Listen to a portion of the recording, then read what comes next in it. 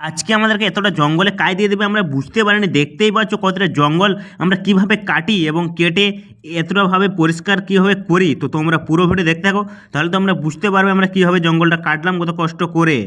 তো সকাল সকাল আমরা চলে এসেছি ডিউটিতে, এসে এখানে এই মাইল পোস্টগুলোতে রং হবে তাই জন্য গাছ আর কি ঘাসগুলো ছিলছি কোদাল দিয়ে, তোমরা দেখতেই পাচ্ছ।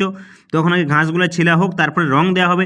তো ফাইনালি ঘাস ছেড়ে দেওয়ার পর কিছুটা এরকম লাগছে, রং টং দেওয়ার পর তোমরা দেখতেই পাচ্ছ কী সুন্দর রং করার পর চকচক করছে।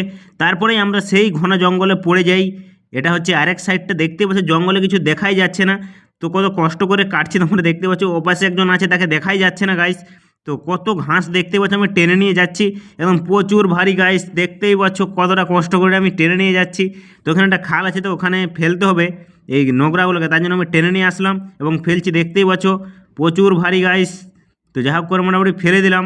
তো দেখতেই পাচ্ছ তারপরে একদম আমাদের কাটা কমপ্লিট, একদম রং দেওয়া হচ্ছে।